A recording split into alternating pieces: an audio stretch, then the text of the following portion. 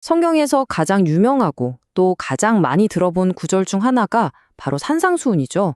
우리가 복이라는 말을 정말 많이 쓰잖아요. 그런데 과연 성경이 말하는 진짜 복은 뭘까요? 오늘 이 질문에 대한 깊은 답을 함께 찾아가 보려고 합니다. 보통 우리에게 복이 뭐냐고 물으면 성공이나 건강 아니면 물질적인 풍요 같은 걸 떠올리죠. 하지만 성경이 말하는 복은요, 어쩌면 우리가 생각하는 것과는 완전히 다를 수도 있습니다. 과연 그 본질이 뭘까요? 자, 그럼 먼저 이 말씀이 선포된 배경부터 한번 살펴보겠습니다. 이건 그냥 좋은 교훈 몇 가지를 알려주는 시간이 아니었어요. 하나의 거대한 선언이었습니다. 예수님이 산 위로 올라가세요. 이게 그냥 아무 산이 아니에요. 구약 시대를 생각해보면 모세가 시내산에서 하나님의 율법을 받았잖아요. 바로 그것처럼 이 산이라는 장소는 하나님의 계시가 임하는 아주 특별한 의미를 갖는 공간입니다. 이제 새로운 왕이신 예수님께서 당신의 나라의 법을 선포하시는 거죠. 그러니까 이 산상수훈은요, 하나님 나라의 시민들이 어떤 가치관을 가지고 살아가야 하는지를 보여주는, 말하자면 하나님 나라의 헌법과도 같은 거예요. 세상이 돌아가는 방식과는 전혀 다른 새로운 공동체의 핵심 가치가 무엇인지 여기서 딱 제시되는 겁니다. 자, 이제 본격적으로 본문의 심장부라고 할 수 있는 팔복으로 들어가 보겠습니다.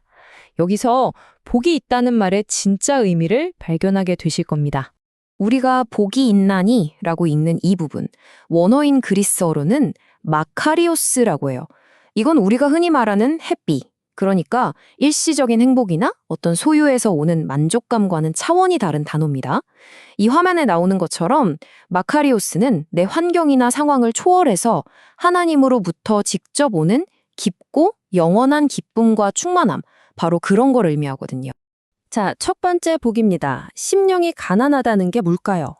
이건 물질적인 가난이 아니고요. 영적으로 내가 완전히 파산했다.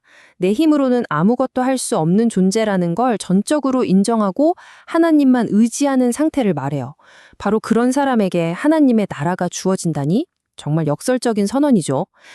여기서 말하는 애통도 그냥 슬픈 일을 겪어서 우는 걸 말하는 게 아닙니다. 내 안에 있는 죄, 그리고 이 세상이 얼마나 깨지고 망가져 있는지를 보면서 마음 깊이 슬퍼하는 것, 바로 그걸 의미해요. 그리고 바로 그 슬픔 가운데 하나님의 진짜 위로가 함께한다는 약속인 거죠. 이 구절은 우리의 시선을 밖이 아니라 안으로, 우리의 마음 중심으로 향하게 합니다. 마음이 청결하다는 건 다른 것들로 마음이 나뉘지 않고 오직 하나님 한 분만을 향한 순전한 마음을 갖는 거예요. 이렇게 내적인 진실함을 추구하는 사람이 하나님을 경험하게 된다는 걸 보여주는 거죠. 핵심은 바로 이겁니다. 팔복은요, 우리가 무언가를 해서 얻어낼 수 있는 조건 목록이 아니라는 거예요. 오히려 세상이 중요하게 여기는 것들과는 정반대되는 하나님 나라 백성의 내면이 어떤 모습인지, 그가 어떤 사람인지를 보여주는 한 폭의 그림 같은 겁니다. 아니, 그런데 이렇게 놀라운 성품들을 완벽하게 가진 사람이 과연 있을까요? 여기서 이 해설의 가장 중요한 전환점이 나옵니다. 네, 바로 예수 그리스도입니다. 한번 생각해 보세요. 온유하고 자비로우며 의를 위해 박해받고 마음이 청결했던 이 팔복의 모든 모습을 완벽하게 구현해낸 분. 누가 있을까요? 맞습니다. 딱 한 번밖에 없죠.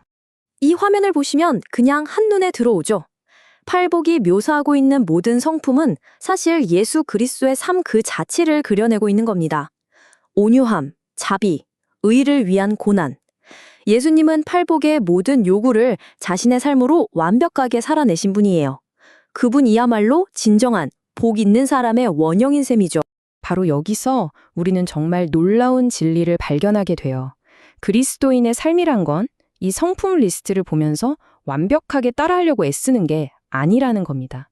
오히려 이 모든 복의 실체이신 예수 그리스도 안에 우리가 거할 때, 그분과 연합할 때 우리 또한 복 있는 사람이 된다는 거죠. 자, 이렇게 그리스도 안에서 복 있는 자가 된 사람들은 이제 어떤 삶을 살게 될까요? 예수님은 그 새로운 정체성을 세상 속에서의 역할로 곧바로 확장시키십니다. 이 논리적인 흐름이 보이시나요? 먼저 우리의 정체성이 그리스도 안에서 새로워집니다. 그리고 그 새로운 정체성은 너무나 자연스럽게 세상을 향한 우리의 역할과 사명으로 이어지게 되는 거죠. 안에서부터 밖으로 향하는 거예요. 예수님께서는 정말 강력한 두 가지 비유를 사용하세요. 바로 소금과 빛입니다. 소금은 부패를 막고 세상에 좋은 맛을 더하는 영향력을, 그리고 빛은 캄캄한 어둠 속에서 방향을 제시하고 진리를 드러내는 역할을 의미하죠.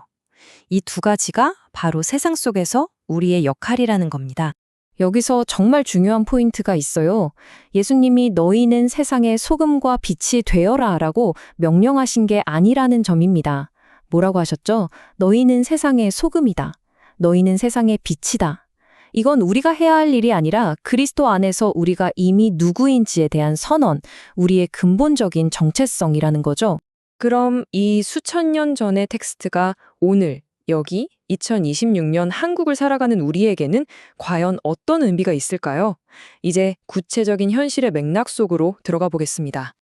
네, 우리는 2026년이라는 특정한 시간과 공간 속에서 이 말씀을 마주하고 있습니다.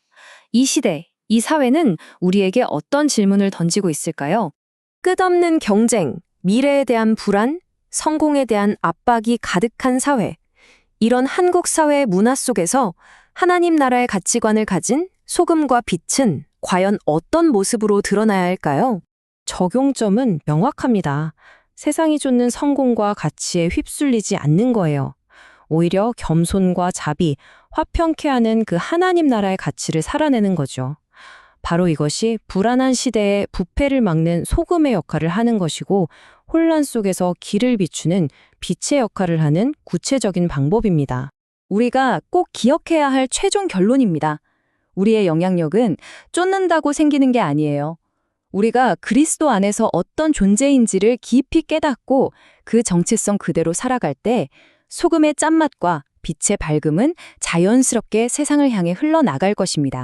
바로 이 말씀이 우리에게 사명과 목적 그리고 희망을 줍니다.